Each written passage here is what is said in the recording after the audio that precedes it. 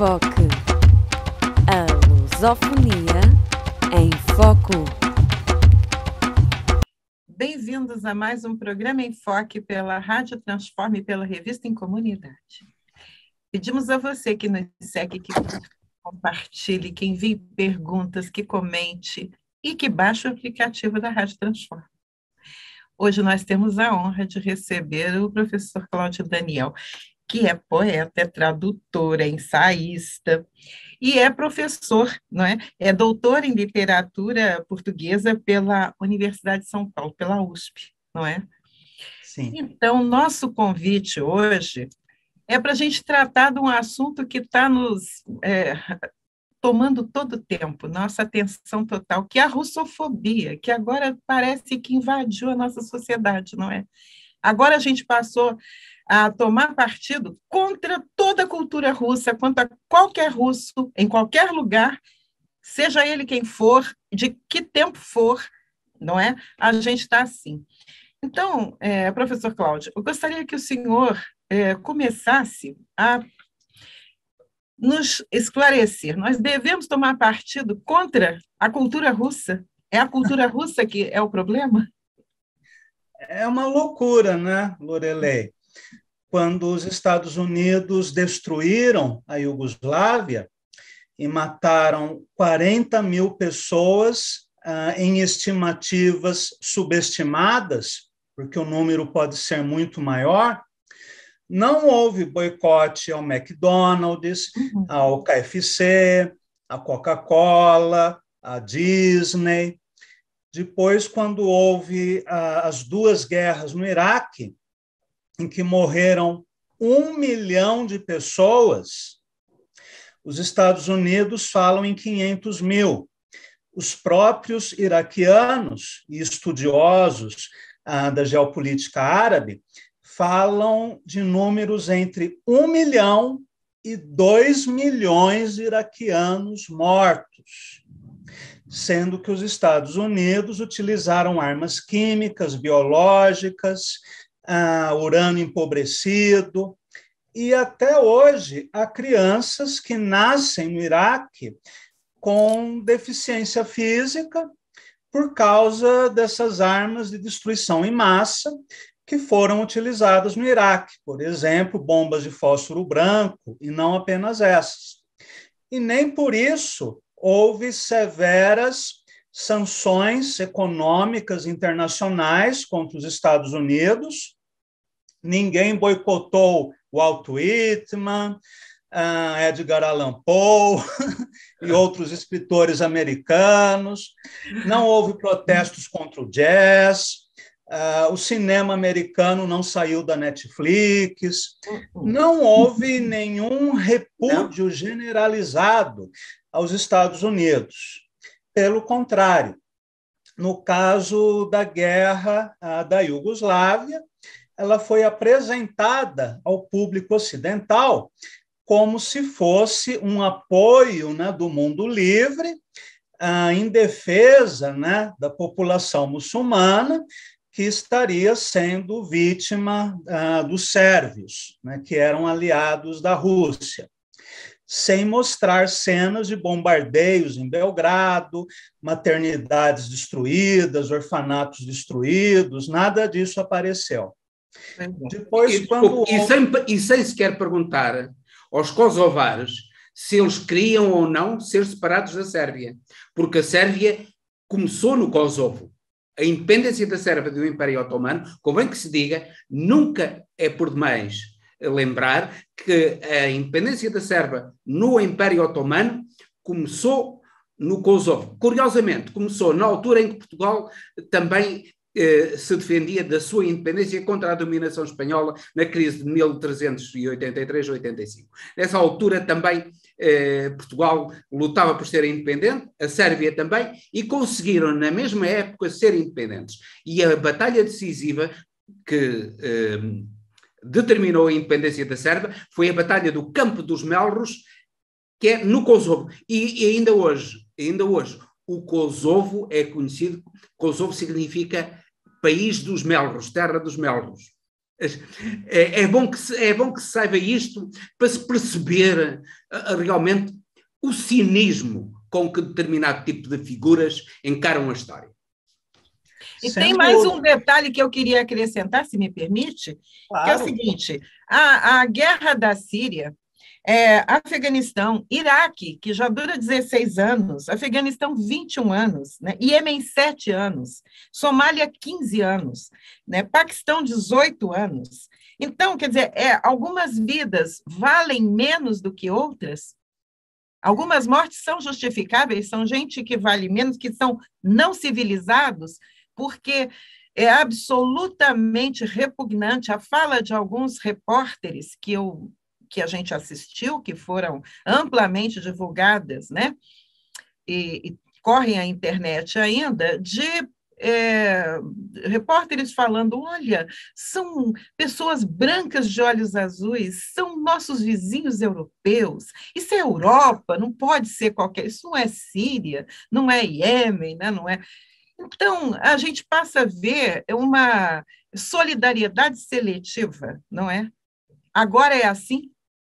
Sem dúvida. Há um filme sobre o julgamento de Nuremberg, acho que o título era esse mesmo, que mostra uma cena interessante, em que o Marechal Goering está conversando com um soldado norte-americano e ele pergunta: por que vocês jogaram bomba atômica no Japão e não na Alemanha? Seria muito difícil, né, mostrar crianças loiras, brancas, de olhos azuis, mutiladas. Agora, crianças japonesas, aí o impacto é menor. Sem dúvida que o racismo está colocado aí. E como eu estava conversando com o Henrique, né, no início, essa russofobia também tem um caráter racista. Embora a Rússia seja um país europeu, embora a cultura russa seja parte da cultura europeia e universal, eu tenho a impressão de que a Rússia sempre foi vista como se ela fosse menos europeia ou menos branca do que o restante da Europa. Seja porque uma parte da Rússia está situada na Ásia, durante a União Soviética, sobretudo, né, havia várias repúblicas soviéticas na Ásia. Os próprios nazistas consideravam os eslavos inferiores, assim como os judeus, como incluindo se fossem europeus. Incluindo os ucranianos. Incluindo os ucranianos, convém que se diga. E grandes massacres foram provocados pelos nazis na Ucrânia. Falava-se agora de Babi Yar, ali junto à antena de televisão que foi destruída pelos russos, mas foram massacres nazis sobre o povo ucraniano, que consideravam os ucranianos inferiores. Sem dúvida. Então, há essa desconfiança, esse preconceito, né, em relação à Rússia, que vem de muito tempo, sobretudo a partir da Revolução Socialista de 1917, que transformou o anticomunismo num sentimento russofóbico que dura até hoje. O Henrique fez um comentário interessante, né, a respeito da Ucrânia, que também sofreu com o nazismo. Porém, no caso da Ucrânia, essa coisa é mais surrealista, né, é muito louca, porque parte da elite ucraniana colabora com o nazismo. A divisão Galícia, por exemplo, que fez parte da SS, era formada por voluntários ucranianos que cometeram vários crimes de guerra. Stefan Bandera, que hoje é considerado herói nacional da Ucrânia, tem até estátuas a ele, né, na Ucrânia, ele foi um ativo colaborador da Gestapo. Segundo alguns relatos de sobreviventes judeus, os piores guardas de campos de concentração não eram alemães, eram lituanos e ucranianos, porque o antissemitismo foi muito forte, não só na Alemanha, mas na Hungria, na Romênia, na Polônia e na Ucrânia. há um passado nazista na Ucrânia, que desde o golpe de Estado de 2014 foi retomado. O que nós vemos hoje são milicianos, né, como o Batalhão Azov, usando a suástica, fazendo saudação nazista, e não é o único batalhão neonazista. Há outras milícias de extrema-direita em ação na Ucrânia.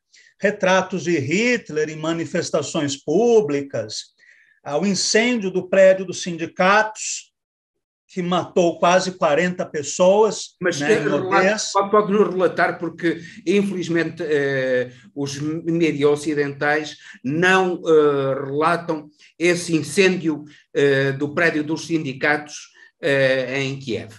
E isso é muito importante, e inclusivamente a proibição dos partidos de esquerda na Ucrânia. O Zelensky é visto como um democrata que proíbe os partidos de esquerda. No entanto, o que é que sucedeu relativamente a esse incêndio? É bom que se diga o que é que sucedeu relativamente a esse incêndio. Muito bem colocado. Hoje mesmo estava lendo um comentário, né, no Facebook. A Ucrânia é um país democrático e Zelensky venceu eleições livres e justas. Não tão livres nem tão justas, já que a esquerda ucraniana não pôde participar das eleições. E nem tão eleições também, não é? Nem tanto assim também, não é? Foi mesmo. Pois é. Mais ou menos como aconteceu no Brasil. Sim. A eleição de Bolsonaro foi livre e justa? Não exatamente, uma vez que o principal candidato estava preso.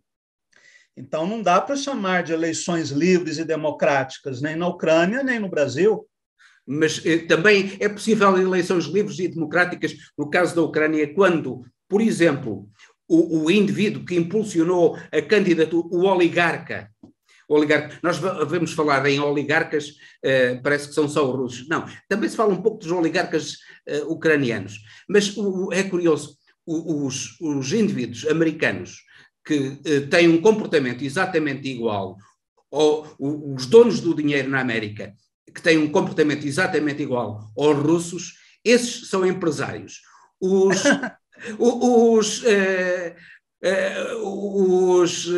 russos são oligarcas.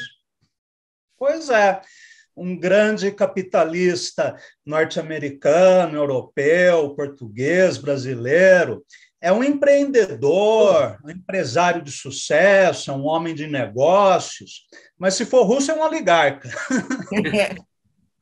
Agora, pega aquela... Eu peço desculpa, Lorelai, era importante que o professor falasse do incêndio dos sindicatos. Mas era exatamente isso que eu queria pedir, porque acabamos voltando... Era importante conhecer esse isso para as pessoas saberem, Pois é, logo após o golpe de Estado de 2014, né, impulsionado por aquelas manifestações do Euromaidan, aconteceu o incêndio, né, criminoso do prédio dos sindicatos em Odessa, realizado por extremistas de direita, em que morreram quase 40 sindicalistas, inclusive um jovem, né, de apenas 16 anos de idade.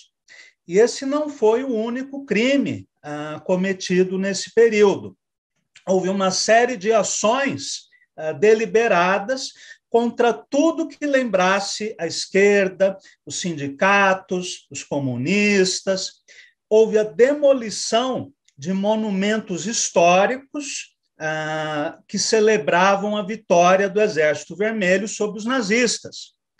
Quando você destrói esses monumentos, você está tomando partido dos nazistas. Claro. Ao mesmo tempo, houve o resgate do Stefan Bandeira, erigido à condição de herói nacional. O Partido Comunista é colocado na ilegalidade. Há uma grande fogueira, né, em que são queimadas bandeiras comunistas, né, livros comunistas, retratos de Lenin. Enfim, todo um sentimento anticomunista levado aos extremos, sendo que, na época, nem a Rússia, nem a Ucrânia eram comunistas. tanto um quanto o outro eram governados por presidentes conservadores de direita, mas independentes dos Estados Unidos. Putin é um presidente conservador, nacionalista, burguês, não é um líder revolucionário, não é um cara de esquerda, ele apenas defende a soberania russa. Assim como o governo ucraniano deposto também não tinha nada de comunista. Então é curioso como o incêndio dos sindicatos, a destruição de todos esses monumentos, parece resgatar aquele passado nazista da Ucrânia. É muito surrealista esse quadro. Pronto, nós estamos aqui a conversar e estamos a tentar que quem nos ouve e quem nos vê perceba a realidade. Mas este discurso pode parecer justificar a ação de Putin. Quem é Putin? Vamos lá ver. Um Putin que recebe a senhora Le Pen, é uma manifesta fascista, que recebe todos e que financia os protofascistas europeus, aqui em Portugal financia o Chega, nós sabemos que financia o Chega, que é o partido de extrema-direita português, financia o Vox, que é o partido de extrema-direita espanhol, financia a Le Pen, que é francesa, financia os fascistas italianos. Nós percebemos quem é ele, não é verdade? Não temos ilusões sobre quem é Putin. Sem dúvida. Nós sabemos que a desigualdade na Rússia é uma desigualdade enorme, idêntica à que existe nos Estados Unidos. Se calhar não tão grande, mas uma desigualdade enormíssima, muito superior à de qualquer país da União Europeia, não é? Sem dúvida. Isso nós não apagamos. Isso nós não apagamos.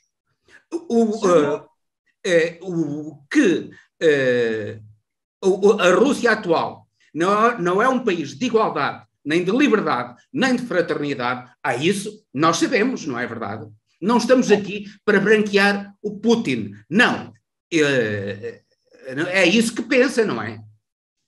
Não, com certeza. Putin é um líder burguês, nacionalista, conservador, com uma qualidade. Ele defende a soberania da Rússia.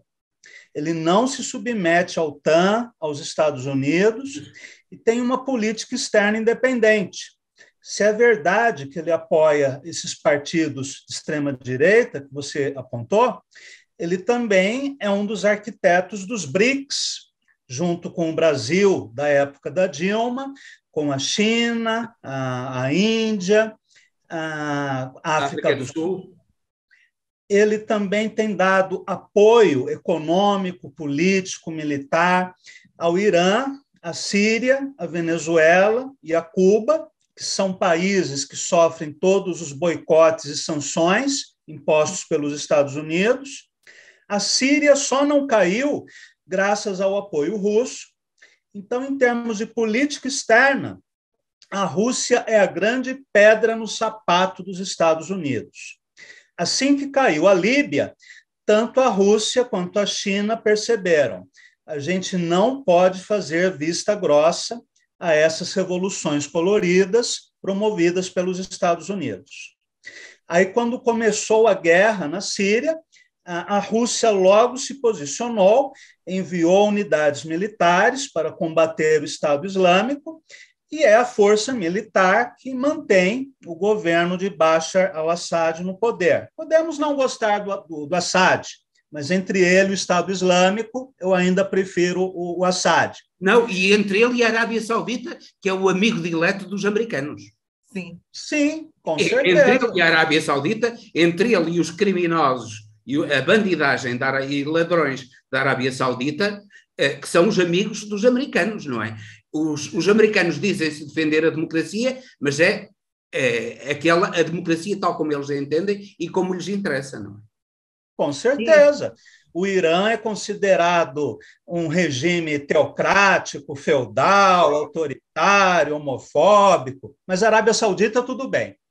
Mas olha, eu não posso deixar de falar relativamente ao Irão, porque eu ainda há pouco tempo estive no Irão e digo-lhe, eu acho que não gostei de nenhum país tanto como gostei do Irão. Aquela gente é fantástica, é gente fabulosa. Os iranianos são, para mim, eu não conheço o povo acolhedor, dizem que os portugueses são acolhedores, mas os iranianos acho que são mais ainda, bastante mais que os portugueses.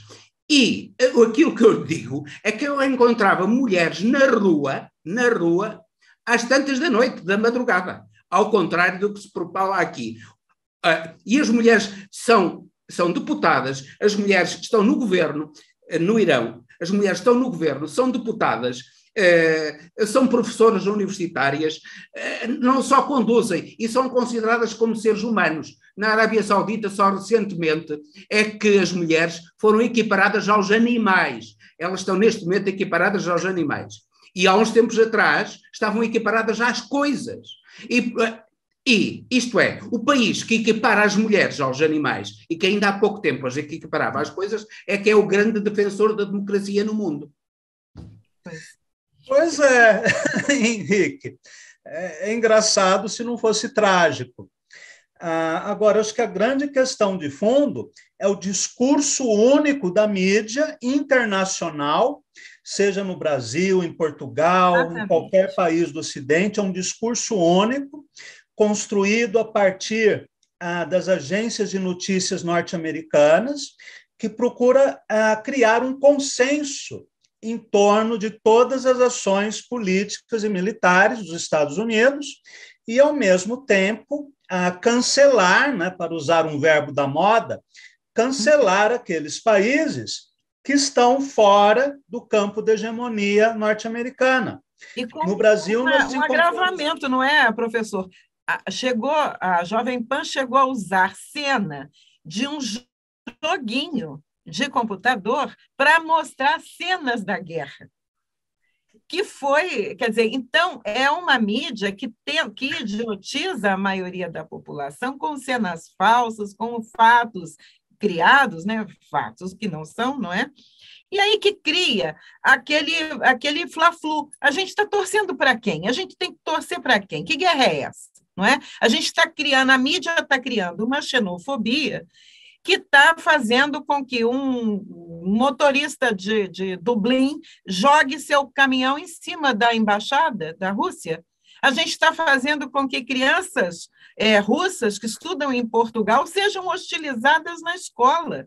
Não é? Pessoas que não têm nada a ver com a política do Putin, não tem nada a ver com o Putin, estão sendo hostilizadas, massacradas, estão sendo consideradas pessoas de segunda categoria, com base numa falsa informação e numa disputa que é absolutamente falsa, não é? Porque nós estamos torcendo mesmo para quê?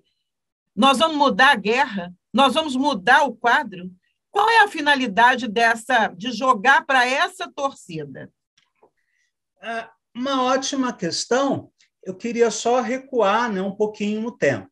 Que logo depois do golpe de Estado de 2014, né, na Ucrânia, um ano depois do golpe de Estado no Brasil, né, os dois financiados pelos Estados Unidos, houve essa mudança de regime, entra um governo de extrema-direita, e passa a ter desejos, né, de integrar a União Europeia e a OTAN. Qual seria a reação dos Estados Unidos se a China criasse uma base militar no México, na fronteira com os Estados Unidos? Pois é. Os Estados Unidos jamais aceitaria uma base chinesa no México. Do mesmo modo, a Rússia jamais vai aceitar uma OTAN na Ucrânia, porque isso significa mísseis nucleares apontados para Moscou a poucos quilômetros de distância.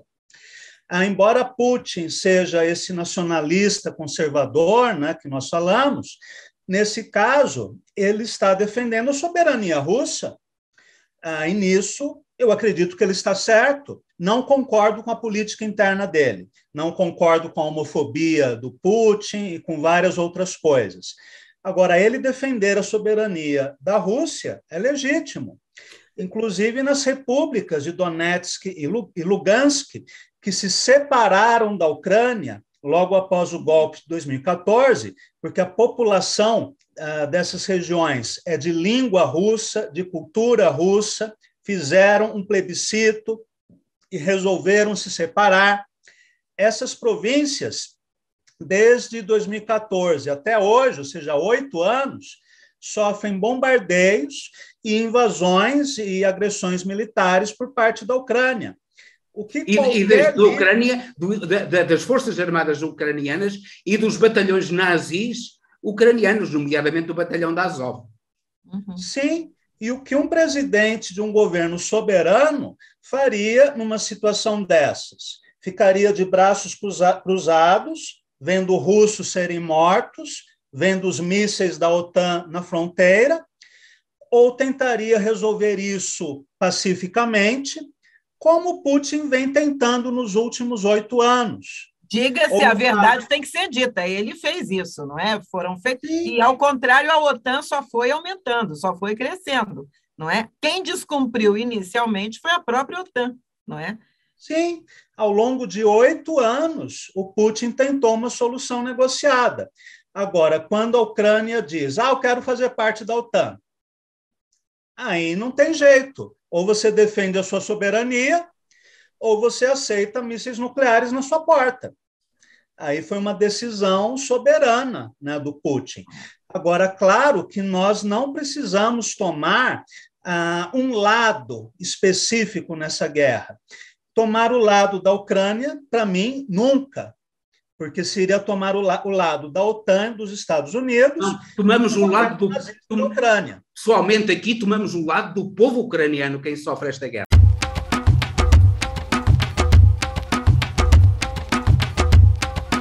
Em Foque. A lusofonia em foco.